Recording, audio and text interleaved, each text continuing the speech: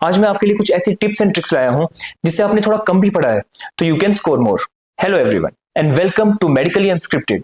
I am doctor Shivam Sharma from SMS medical college Jaipur.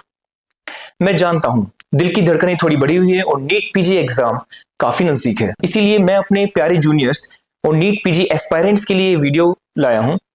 मैं अपने experiences आपसे शेयर करूंगा और एमसीक्यूज को किस तरह से डील करना है, एग्जाम किस तरह से देना है आपको, इस पे ज्यादा फोकस करूंगा।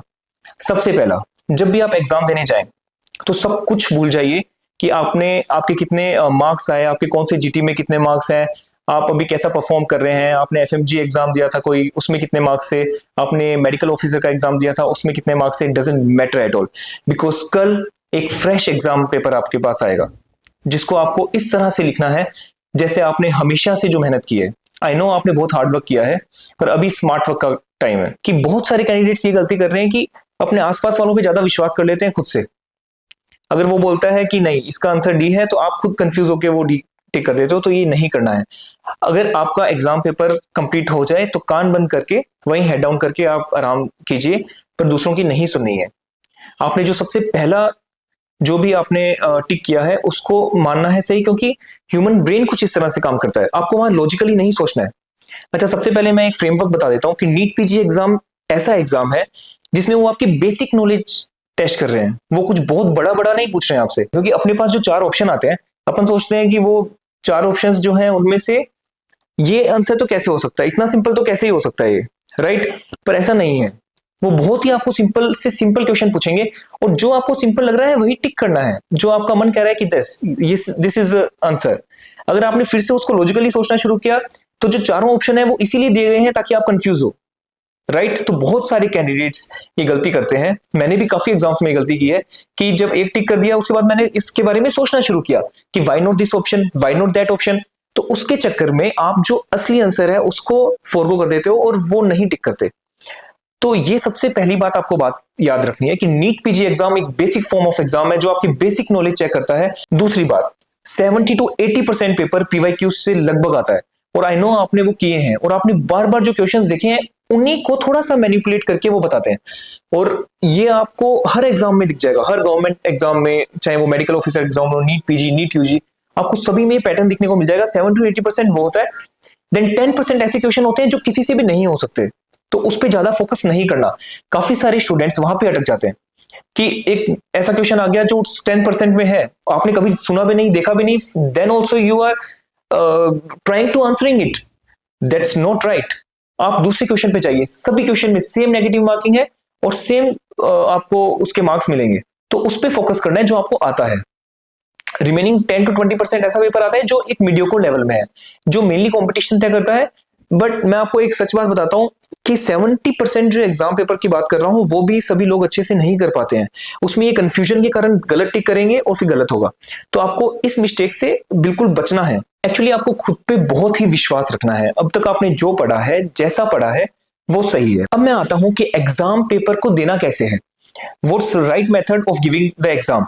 आप नीट पीजी एग्जाम में ये बिल्कुल कीजिए। अगर आपने नहीं भी किया ये अब तक तब भी कोई दिक्कत नहीं है, आप उस एग्जाम में कीजिए। अभी अपने सेक्शंस में एग्जाम होते हैं, right. A section, B section, C, D and E section. तो इन सेक्शंस में आपके 200 क्वेश्चंस आते हैं। एक सेक्शन में 40 क्वेश्चंस है और उसके लिए आपको 45 मिनट्स मिलते हैं। तो you have to divide the time.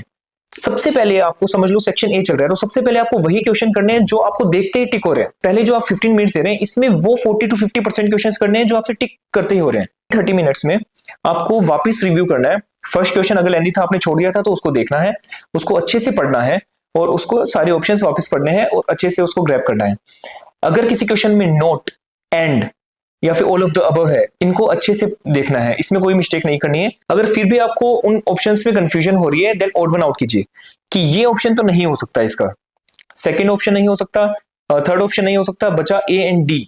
अब ए और डी में आपको कंफ्यूजन हो रहा है कि ये है, तो आपकी जो गट फीलिंग है उसकी बात सुनिए, क्योंकि वहां पे लॉजिक मत लगाइए ज्यादा। आपको लग रहा है कि ये है तो है, बस आगे बढ़िए। और अगर उसके बारे में आपको कुछ भी अंदाजा नहीं है, बिल्कुल भी आपको नहीं पता, तो उसको कंप्लीटली छोड़ दीजिए, क्योंकि वो नेगेटिव मार्किंग है। और जब आप एग्जामिनेशन हॉल में एंटर होगे, you are in the present moment, आप उसी मोमेंट में होगे, आप एक क्वेश्चन देख रहे हो एक वक्त में और उसका आंसर टिक कर रहे हो।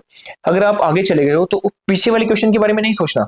अगर आप 46 नंबर क्वेश्चन पे हो तो आप 46 नंबर क्वेश्चन पे हो, आपके लिए वही आपका नीट पीजी एग्जाम है। 46 number question on your screen. Okay, so on the day of exam सबसे पहले तो अच्छे से ब्रेकफास्ट कीजिए। एग्जामिनेशन हॉल में जो भी आपकी गाइडलाइंस है वो फॉलो कीजिए और थोड़ा पहले पहुंचे समय से, ताकि you will be very comfortable in that place. तो आप कंफर्ट लेवल से अपना आराम से क्वेश्चन कर पाएंगे। कि सबसे जो इंपॉर्टेंट चीज है किसी भी एग्जाम को क्रैक करने के लिए, खास करके नीट पीजी, नीट यूजी जैसे एग्जाम्स को, वो है कॉमन सेंस। काफी सारे क्वेश्चंस ऐसे आएंगे जो थोड़े से इधर उधर होंगे, आपको लगेगा कैसा है, ट्राई और कॉमन सेंस, ये 100% श्योर है आप उस पर आंसर सही टिक करोगे। अगर आपने ज्यादा लॉजिकली सोचा, बुकिश लैंग्वेज को सोचा, आपने रट्टा मारा हुआ है, आप उसको याद कर रहे हो, कुछ काम नहीं आएगा। कॉमन सेंस, कॉमन सेंस काम आएगा। मैं आपका ज्यादा समय नहीं लूंगा, अभी आप रिलैक्स कीजिए और कल के एग्जाम के लिए बिल्कुल रिलैक्स होकर जाइए। कोई कंफ्यूजन नहीं रखनी है, कॉमन सेंस अप्लाई करना है। और मैंने जैसा कहा कि टाइम स्लॉट्स में क्वेश्चंस को देखना है, time slot A and time slot B. तो time slot A and B को आप जोड़ के सभी सेक्शंस को अच्छे से अटेम्प्ट कीजिए। 2-3 बार रिव्यू कीजिए क्वेश्चंस को।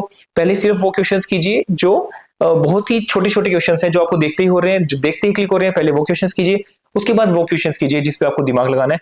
लास्ट का टाइम, लास्ट के 10 मिनट्स उन पे रखिए जो बहुत ही आपको लग रहा है डिफिकल्ट क्वेश्चंस हैं, क्योंकि तब तक आप एग्जाम कर चुके होंगे अगर आप ये अप्लाई कर रहे होते हैं। आपकी ड्रीम ब्रांच आपको चाहिए, डेफिनेटली मिल जाएगी, क्योंकि आपने बहुत मेहनत की है। और इसी के साथ मैं आपसे चाहूंगा पहले आप ये एग्जाम दे दीजिए, उसके बाद हम आएंगे कि आपको कौन सी ब्रांच करनी है। तो इसके लिए हमारी एक सीरीज है on medically unscripted, my dream branch नाम से। उसकी आपके रैंक के हिसाब से आप ब्रांच देख सकते हैं कि कौन सी ब्रांच है। बहुत सारी नई ब्रांचेस भी आई है जो आपके लिए सुटेबल होगी। तो आपको अभी एग्जाम दीजिए अच्छे से, confidently. Best of luck for your exam and I wish you good luck. Thank you so much.